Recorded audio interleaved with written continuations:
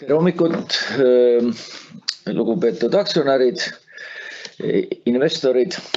Me seekord alustame eesti keeles ja kuna on aktsionäride arv siin Eestis päris oluliselt kasvanud, siis mõtlesime, et ka tulevikus teeme kvartali tulemuste tutvustuse kahes keeles.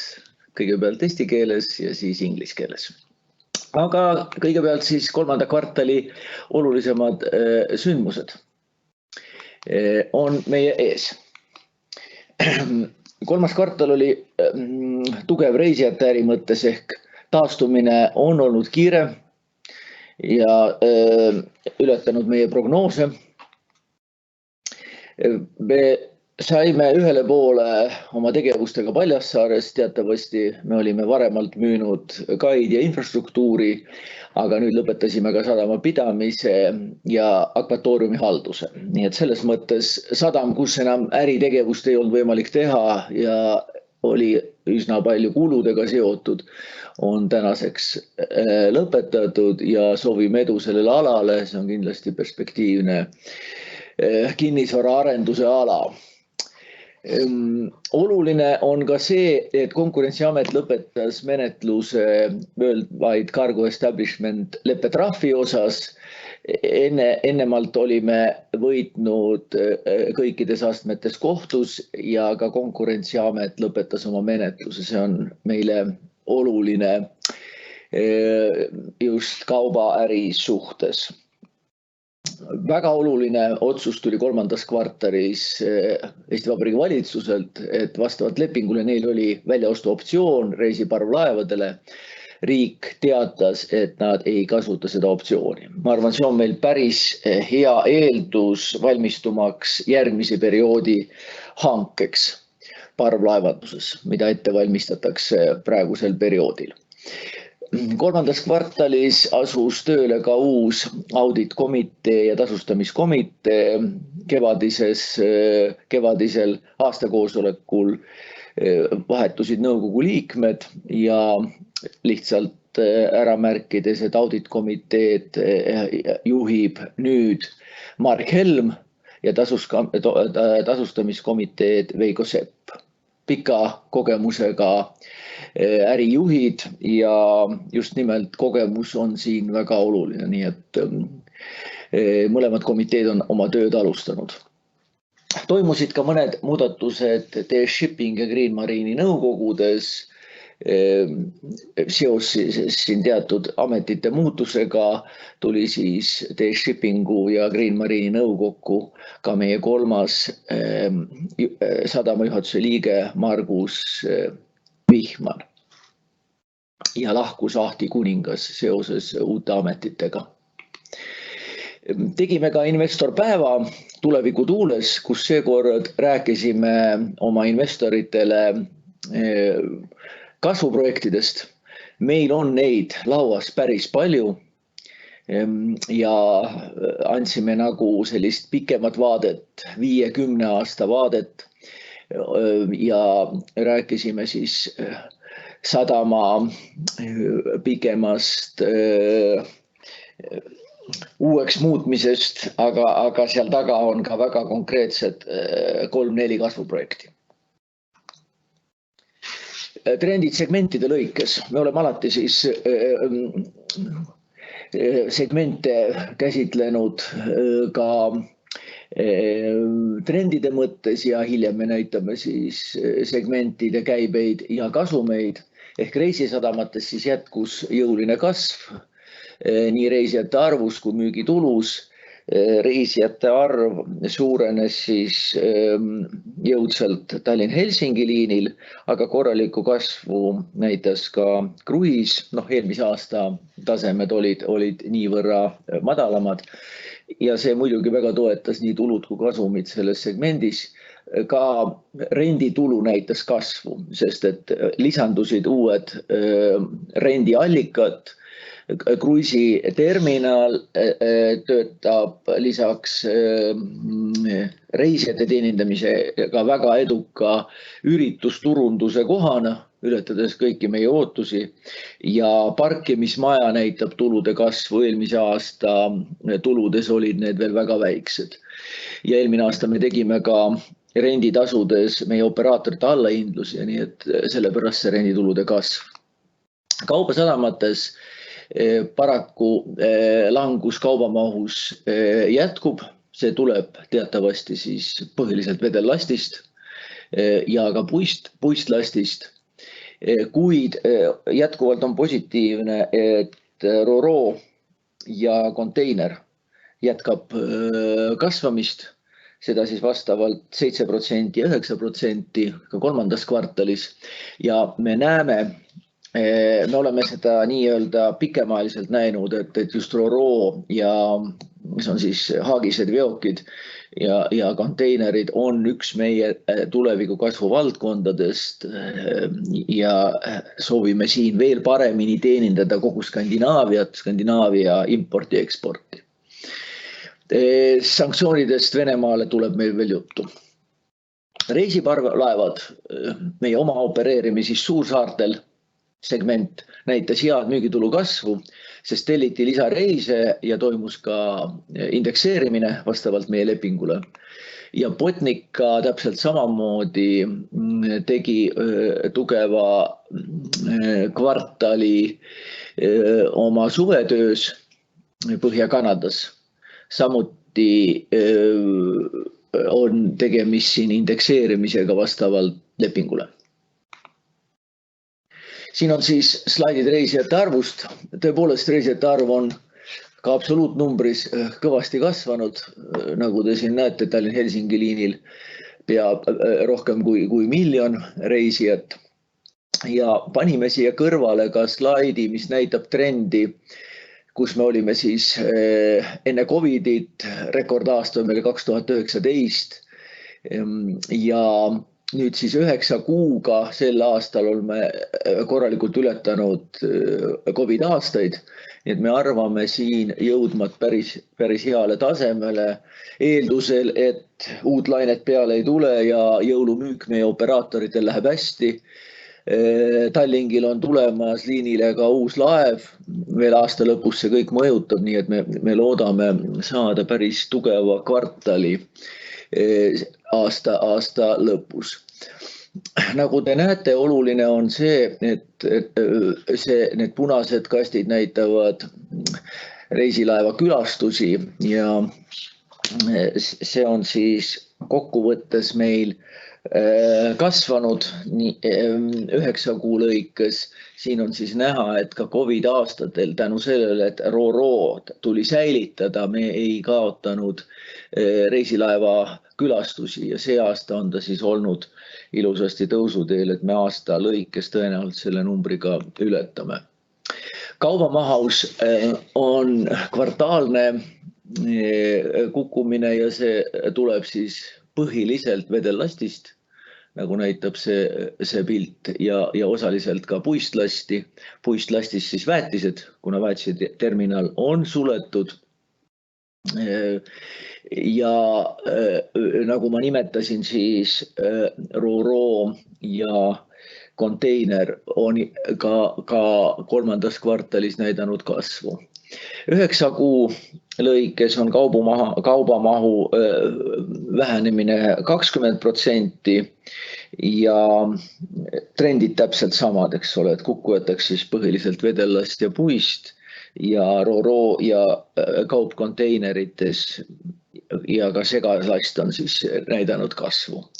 Siin on samuti oluline märkida, et laeva külastused on olnud stabiilsed ja sama ootame ka siin viimases kvartalis, et ikkagi suudame laevakülastused hoida stabiilsena. Teatavasti see on kõige olulisem, sest kõige suurem tulu ja meie kasum tuleb just laevakülastustest ehk sadamatasudest. Tegevusmahud laevanduses. Vasakul siis või teie suhtes paremal reisijate arv parvlaevades on taastunud peale Covidit hästi. Oleme praegu rekordkursil ehk siis tõenäoliselt aasta lõpuks ületame eelmist aastat. 9 kuu lõikes on siis reisijate arv kasvanud 5%, sõidukite arv enam-vähem sama. Jääbmurdja Botnica loeme prahipäevi, samuti stabiilne, tegi korraliku suvetöö ja nüüd on siis tagasi meil siin Vanasadamas ja valmistub jäämurde hooajaks ja loodame samuti saavutada stabiilse prahipäevade arvu aasta lõpuks. Tulevikust lühidalt. Ega nagu merenduses öeldakse, nähtavus väga hea ei ole, sest julgeme ise arvata, et oleme siin 2 kriisist suht edukalt läbi seilanud, aga seisab ees 3. kriis ehk majanduse jahtumine. Kuid me usume, et reisijate äri taastumine jätkub. Ehk me ikkagi loodame jõuda oma rekordtasemiteni, mis olid aastal 2019 siin aastapaariga.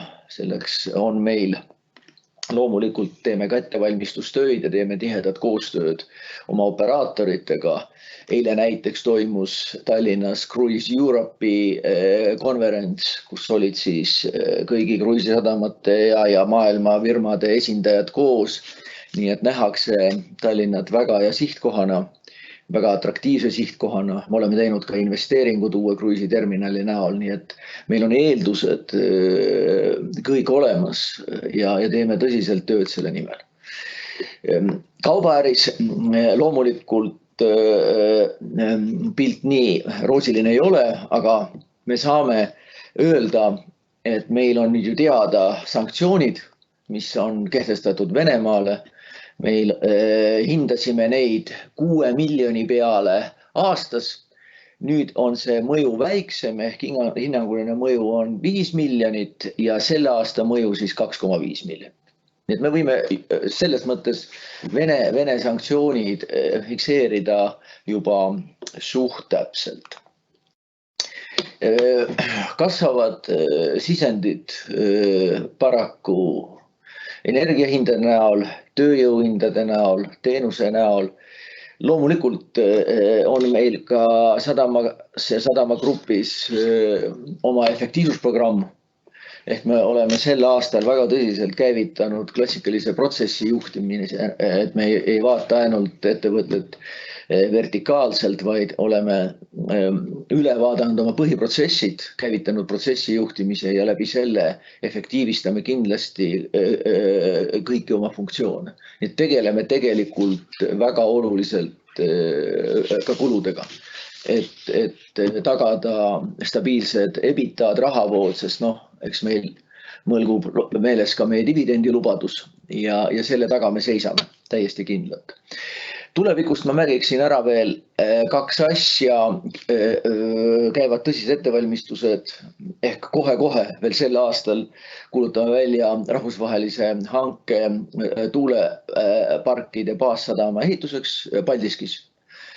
Ja järgmine aasta läheb ehituseks ja sealt on ju planeeritud meil paari aasta pärast ka käibed ja me väga usume, et tuuleparkide nii ehitus kui hooldus on hea ja pikk äri.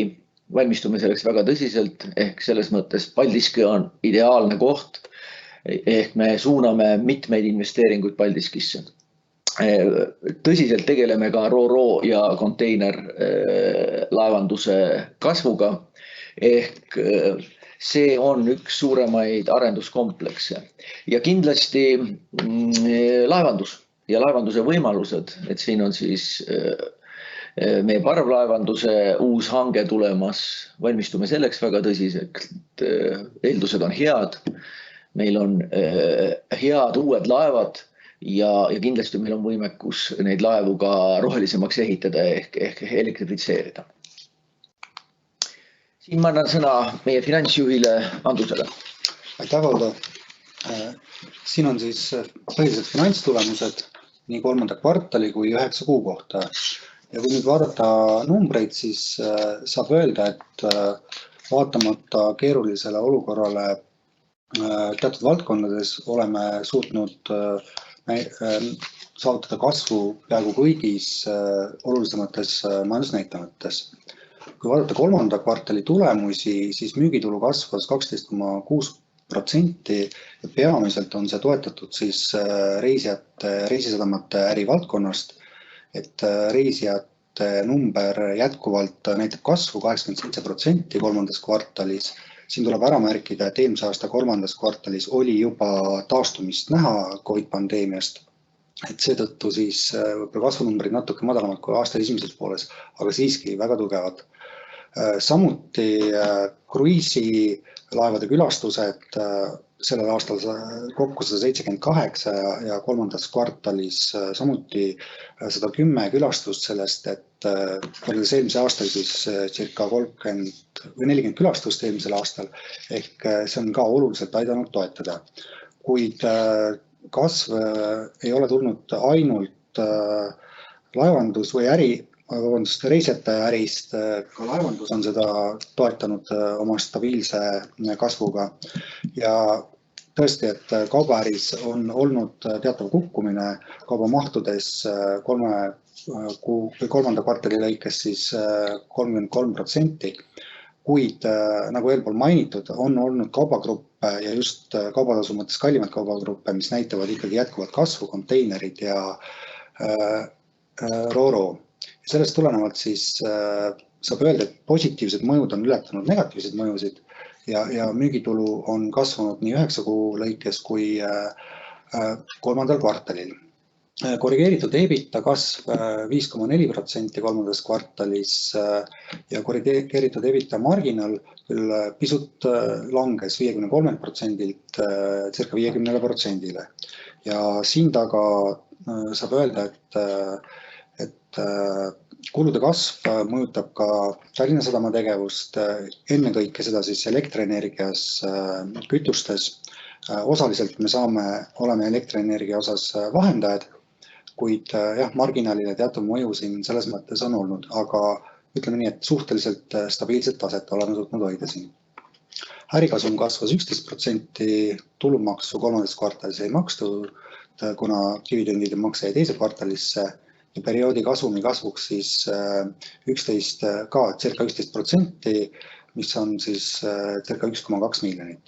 Investeeringuid tegime 3,5 miljonit ja enamus sellest siis Vanasadama teeterminali välialaga seotud. Sellega avasime siin mõned nädalad tagasi oktoobri keskel, et ootame kõiki külastama, ja sadam on taas kord rohkem rahvale avatud, et loodame sellest ka tuge reisijate arvu jätkuvale kasvule. Lisaks Muuga sadamas oleme parendamas Ro-Ro teenindamise võimekust, ehitamas seal täiendavat rampi, kahekordset rampi Ro-Ro liikluse teenindamiseks ja samuti siin Vanasadamas sellised säilitavad investeeringud ka, et kaldakindlustuse parandus ja nii edasi. 9 kuu lõikes muster on suhteliselt sarnane. Siin peab võib-olla välja tooma selle, et kasvunumbrid on pisut kõrgemad kui 3. kvartalil ja selle taga on peamiseks põhjuseks see, et peamiselt 2 põhjust, et üks ongi see, mis ma juba mainisin, et 3. kvartalis eelmisel aastal reisijate äri poole pealt siis, või reisisadamate äri poole pealt oli näha kasvu või taastumist, mistõttu siis 3. kvartali kasv iseenesest võrdlusfaasi tõttu jäi madalamaks kui esimesel poolaastal ja teiseks see, et pärast Ukraina sõja puhkemist siis sanktsioonid on rakendunud järk-järguliselt või kasvavalt aasta jooksul ja selle mõju on siis 3. kvartalis olnud pisut suurem, aga mis nagu juba mainitud sai, et selle juures on nüüdseks hea see, et me oleme saanud oma erinevad stsenaariumid, mis me siin aasta algused läbi arutasime, need piirid paika, et mis see mõju võiks meile olla ja siit on nagu selles mõttes oskame seda tulevikuplaanides arvestada ja siia juurde mainida, et kindlasti meie kaubaoperaatorid ka otsivad uusi asenduskaupu, et selles mõttes võib-olla järgmise aasta lõikes see number, mis välja tuli, et see veel muutub ka positiivsemaks. Kui me vaatame müügitulu ja kasumlikkust siin üle aastate, alates 2017 aastast, siis näeme, et tegelikult korrigeeritud EBITDA marginaal on jäänud suhteliselt stabiilseks üle aastate, olenemata müügitulu langusest ja seda siis ka koroona aastatel. Ja sellel aastal me oleme eelmise aasta tulemusi ületanud ja marginaal on ka pisut paranenud ja EBITDA osas oleme ka saavutanud 9 kuuga juba pea eelmise aasta taseme, pisut küll jääme maha, et selles mõttes siin on näha koroonapandeemiast taastumist. Kui nüüd vaadata segmentide lõikes tulemusi, siis nii kolmandas kvartalis kui 9 kuu tulemustes on enamus kasvu tulnud siis reisisadamate valdkonnast, kus siis müügitulu ja EBITDA on kõige jõudsamalt suurenenud. Kasvu näeme ka reisiparvlaevade valdkonnas ja ka muus segmendis, kus on siis meie jäämurdne Botnica tegevus ja ka tütar- või sidusettevõtte Green Marine. Ja laevandus on näitanud stabiilset tõusu, reisiparvlaevade osas me tegime rohkem reise kui eelmisel aastal. Reisijate numbrid on 9 kuu lõikes pisut kasvanud ja aasta alguses olid ilmastikutingimused pisut soodsamad, mis kütusekulu mõjutab ja teistpidi ka eelmisel aastal oli siis rohkem regulaarseid dokitöid laevadel, mis peale 5 aastat peale käiklust siis toimuvad, et seetõttu EBITDA numbrid reisiparvlaevanduses on samuti kasvanud. Ja kaubasadamate puhul saab välja tuua selle, et 9 kuu lõikes, kui vaadata tululiike, siis vähenesid laevatasud, kuid kõigis teistes kululiikides oli näha kasvu või stabiilset taset ja seda ka kaubatasudest. Et siit siis see varem läbi käinud seos, et madalama, küll on jõudsalt langenud vedellast ja väetised, kuid nende tulumäärad on madalemad ja rooro kasv ja konteinerite kasv on seda aitanud kaubatasus hoida või balansseerida seda. Kui me vaatame rahavoogu ja bilanssi, siis rahavoog äritegevusest on suurenenud, seda peamiselt tõusnud tuludele. Jah, on olnud kulusurve, kuid madalam kui positiivne efekt täiendavatest tuludest. Investeerimise rahavoog on selles mõttes olnud vähem negatiivne ja kuigi me investeerisime tegelikult sellel aastal rohkem kui eelmisel aastal ja siin me teises kvartalis saime toetusraha Euroopa Liidust, mis oligi seotud teeterminali väliala arendusega. Vaba rahavoog seetõttu on suurenenud 7,5 miljonit võrreldes eelmise aasta 9 kuu võrdlusperioodiga. Finantseerimistegevuse rahavoog on 5 miljoni võrra rohkem negatiivne, see on seotud otseselt dividendimaksega, mis oli sellel aastal siis 5 miljonit kõrgem kui eelmisel aastal ja seetõttu see mõju ka siin otseselt kajastub. Ja netovõlg on vähenenud tulenevalt laenu ja võlakirjade tagasimaksetest ja lunastamisest. Rahavoog kokku siis pluss 2,5 miljonit. Kui vaadata nüüd bilanssi, siis näeme, et väga olulisi muutusi siin ei ole. Rahakontodel on pisut suurenenud ja laenukohustused vähenenud tulenevalt tagasimaksetest ja siinkohal saame veel kord kinnitada, et ettevõte on oma dividendilubaduste taga ja kõik eeldused selle täitmiseks on olemas. aga sellega oma ettekande lõpetaks. Siin on mõned slaidid tulude jaotuse kohta segmentides ja EBITDA jaotuse kohta segmentides, mida siis sügavama huvi korral saate hiljem vaadata, kui me need üles paneme. Ja sellega me oleme oma ettekande lõpetanud. Teeme väikese pausi ja teil on võimalik esitada küsimusi. Kirjutades neid sisse, seal on selle küsimärgi nupp, kuhu te saate siis tippida need sisse ja mõne aja pärast oleme tagasi, et vastata teie küsimustele. Aitäh!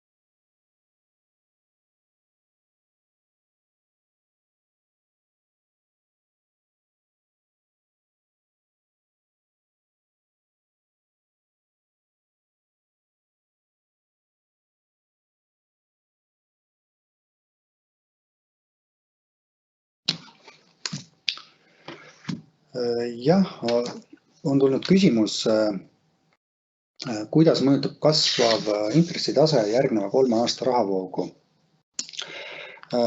Kindlasti ta mõjutab selles osas, et Tallinna Sadam hetkel ei ole intressiriski maandanud, aga siia kõrvale võiks tuua selle, et oma projektides me kindlasti oleme arvestanud kõrgema kapitali hinnaga ja ka seda võrkapitalile, ehk meie rahavoog kindlasti peab vastu ka kõrgemale intressitasemele, et see pigem, mis on olnud siin viimased aastad, on olnud erandlik ja me oma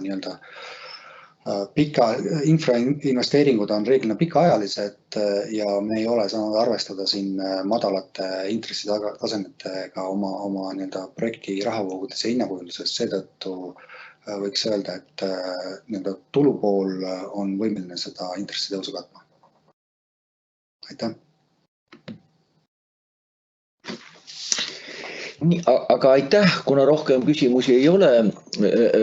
Suur tänu kuulamast ja oleme uuesti eetris kell 11 siis inglise keeles. Nii et kuulmiseni, nägemiseni ja veel kord tänud huvi tundmast. Aitäh, nägemist!